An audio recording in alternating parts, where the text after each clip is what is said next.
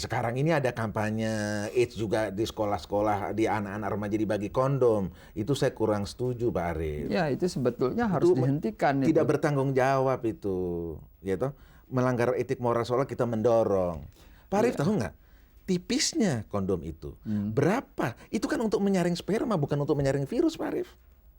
Iya toh? Ibaratnya apa? Ibaratnya sperma itu sebesar jeruk garut ya. Nah, virus itu seperti titik. Apalagi mohon maaf kalau orang sudah berzina ya, sudah dimabok nafsu begitu.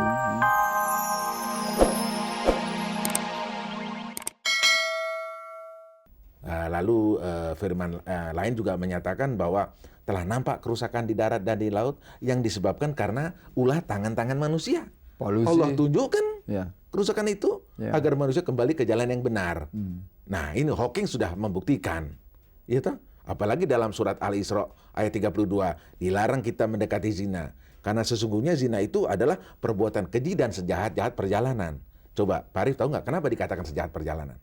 Bagaimana itu? Ini virus AIDS itu kan tidak jalan sendiri, Pak Arief. Dia Jalan melalui manusia. dibawa. Ya. Yang turne turba. Tahu nggak Pak Arief? Turne turba. Apa itu? Turu kono, turu kene, dan turu bareng bukan dengan istrinya. Seluruh dunia kena. Dan mengapa dikatakan keji? Ya. Coba Pak Arief ya, kalau kita biarkan perzinahan di mana-mana, pelacuran, pergaulan bebas, ganti-ganti pasangan, apalagi remajanya. Pada dasarnya kan kita menularkan virus itu dari satu orang ke orang lain. Ya. 5 tahun lagi orang itu akan pada meninggal yang ketularan. Kan tanpa sadar kita itu saling membunuh sesamanya. Betul. Orang bukan membunuh dalam peperangan. Ya. Orang bukan membunuh dalam tindak kriminal, tapi membunuh dalam perzinahan. Perzinahan. Keji kan itu? Sangat keji. Nah. Saya sedang berpikir sekarang. Nah, kalau umpamanya itu semuanya menjadi suatu dugaan kita, suatu antisipasi. Jadi kita menganggap ini kalau dibiarkan ini akan terjadi, gitu. Ini sunatullah begitu. Ya. Dan tadi sudah dibacakan hadisnya. Sekarang kita mencegah. Paling tidak kan harus bisa mencegah. Menikah, Pak Arief. Ya toh? Ya, Ini di antaranya menikah. Tapi ada juga yang melihat pernikahan ini kok pernikahan itu berat, pernikahan itu sulit.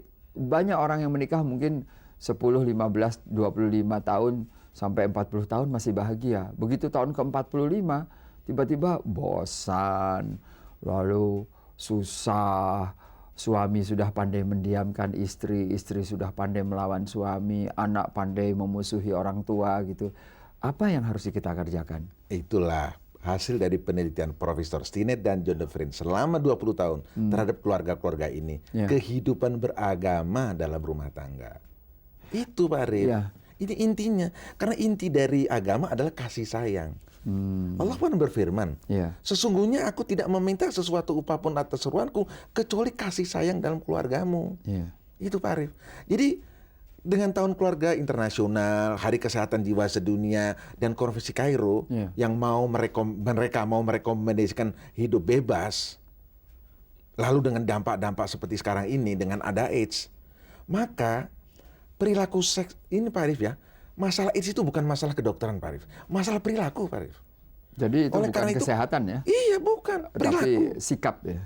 Jadi perilaku seks yang sehat, perilaku seks yang aman, dan perilaku seks yang bertanggung jawab. Kalau paham Barat, pakailah kondom, Pak Arief. Tapi Islam tidak. Perilaku seks yang sehat adalah dengan menikah. Perilaku seks yang aman dengan menikah. Perilaku seks yang bertanggung jawab adalah dengan menikah, Pak Arief. Ya. Ini, kalau ini kita bisa lakukan. Ya. Kampanye AIDS yang berjuta-juta dolar habis. Kalau kita bisa mengkampanyekan, stop perzinahan, berhenti tuh virus, nggak kemana-mana lagi. Tapi Bisa nggak? Ya, insya Allah. Insya Allah. Ini sehat, bertanggung jawab, dan aman. Iya. Soal kondom, gitu Iya. ya. Nanti jangan-jangan ini diinterpretasikan kita anti kondom.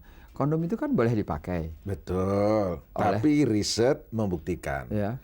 kondom tidak menjamin tidak tertular. Mengurangi risiko benar. Enggak. Tapi riset, Artinya begini, kondom mungkin hanya boleh dipakai oleh mereka yang keluarga berencana yang untuk berkeluarga. mencegah kehamilan, menjarangkan anak. antara suami istri yang syah. Ya, bukan untuk bergaul bebas, Pak Arief. Sekarang begini saja, Kalau membeli kondom di apotek itu kan tidak pernah ditanyai untuk apa, untuk siapa, dan apakah ada surat nikah. Sekarang ini ada kampanye AIDS juga di sekolah-sekolah, di anak-anak remaja dibagi kondom. Itu saya kurang setuju, Pak Arief. Ya, itu sebetulnya harus dihentikan. Tidak itu. bertanggung jawab itu, ya toh. Melanggar etik moral soalnya kita mendorong. Pak Arief tahu nggak? Tipisnya kondom itu. Berapa? Itu kan untuk menyaring sperma, bukan untuk menyaring virus, Pak Arief. Iya toh? Ibaratnya apa? Ibaratnya sperma itu sebesar jeruk garut ya. Nah, virus itu seperti titik. Apalagi mohon maaf kalau orang sudah berzina ya, sudah dimabuk nafsu begitu. Imannya kan sudah copot, Pak Arief. Apalagi kondomnya. Enggak, lepas. Cairan vagina itu sudah di mana-mana. Dan ingat Pak Arief, mulut bisa menularkan. Orang ciuman, saling air ludah satu dengan yang lain, bisa melalui mulut, Pak Arief. Jadi meskipun orang tidak berzina dalam arti kelamin, dengan berciuman dengan orang yang terinfeksi bisa ketularan juga. Oleh karena itu mendekati zina aja udah dilarang, betul itu. Jadi pergaulan bebas laki-laki perempuan itu tidak lain dan ya sudah harus menurut Al-Qur'an dan hadis. Iya, menikah. Tidak ada lagi jawaban yang kalau begitu terjadi. Nah, sedikit masalah Kairo ini, masalah aborsi. Aborsi ya. Masalah aborsi. Bagaimana itu kok sampai ribut sekali soal aborsi itu? Begini Pak Arief, mereka itu begini. Di Amerika Serikat itu karena pergaulan bebas demikian banyak. Coba bayangin. 7 di antara 10 remaja putri belasan tahun itu sudah melakukan pergaulan bebas. 8 dari 10 remaja putra belasan tahun juga demikian. Sehingga angka-angka kehamilan meningkat nih luar biasa. Ya, 1 menit 2 remaja hamil, bayangin Pak Arief. Dari 3 kelahiran 1 yang di luar nikah, Pak Arief. Tahun 93 catatannya ada 1,2 juta kehamilan di luar nikah. Umur 13 sudah hamil, 14 hamil. Kehamilan remaja-remaja ini antara 13 dan 20 tahun kalau dijumlah menjadi 1 mencapai kehamilan 40% dari seluruh kehamilan di Amerika.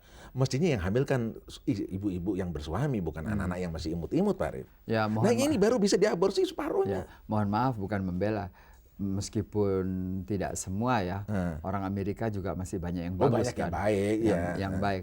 Tetapi mungkin karena itu mereka harus melegalisir aborsi. Ya? Nah begitu, meskipun mereka masih pro dan kontra. Nah kalau di negara kita bagaimana ini status aborsi ini? Tetap menurut undang-undang dilarang. Aborsi hanya dibenarkan yang disebut abortus provocatus, yaitu atas indikasi kedokteran. Misalnya membahayakan nyawa si ibu, itu bisa.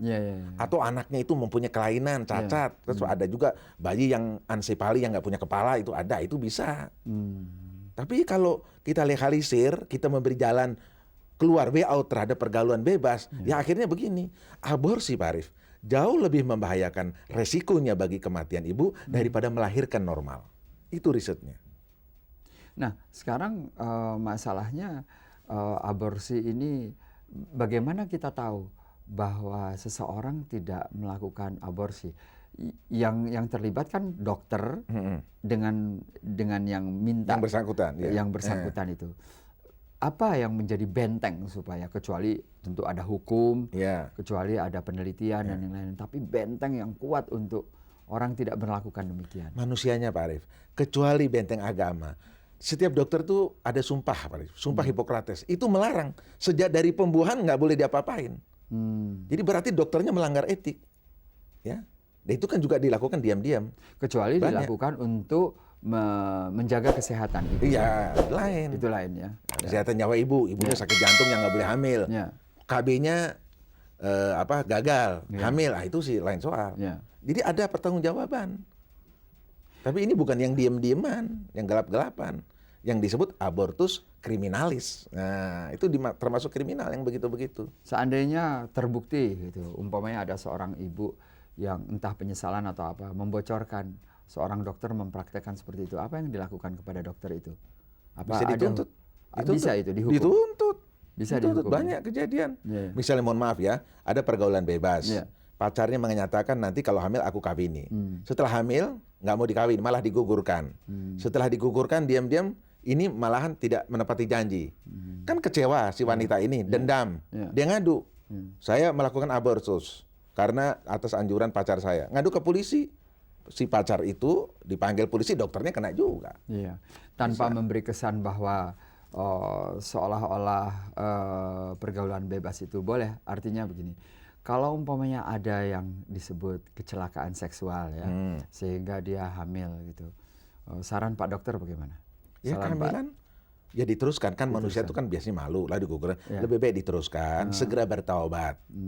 Bertaubatlah kamu sebelum maut menjemputmu. ya, Tapi soal pergaulan bebas Pak Arief, ada hal yang mengembirakan ya di Amerika. Justru remaja-remaja Amerika yang berpusat di Dallas sekarang melakukan gerakan kembali kepada kesucian Alhamdulillah. setelah adanya penyakit AIDS ini. Jadi mereka tunggulah true love waits, ya cinta sejati itu tunggu sampai menikah. Nah, begitu itu menggembirakan. Iya. Apalagi dengan gerakannya Pak Haryono sekarang, ya. kembali bertanya kepada orang tua.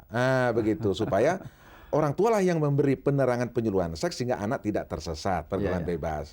Hanya sekarang masalahnya orang tua suka nggak ada waktu begitu. Ya, tapi bisa saja dicari waktu ya. Makanya orang tua harus bertanggung jawab. Kan suruh jadi polisi militer, yang nggak usah sampai begitu. Tapi adakanlah waktu untuk anak-anaknya. Karena warisan yang paling berharga yang dapat diberikan orang tua pada anaknya adalah waktu beberapa menit setiap hari. Artinya kita pantau begitu, jangan sampai tersesat. Terima kasih Pak Dadang.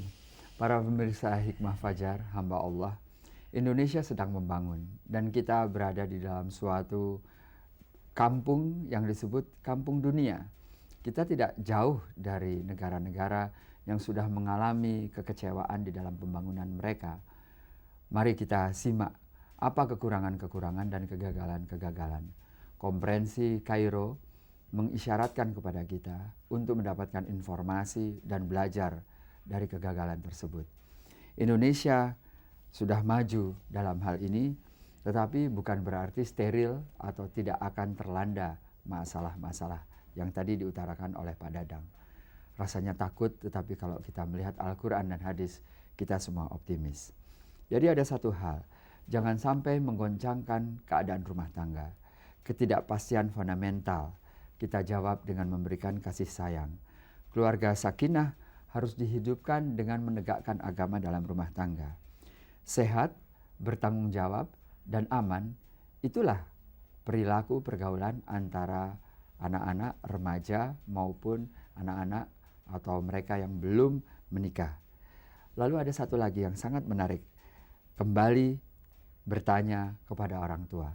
Orang tua harus selalu mempunyai waktu untuk mendengarkan dan untuk menjawab pertanyaan-pertanyaan.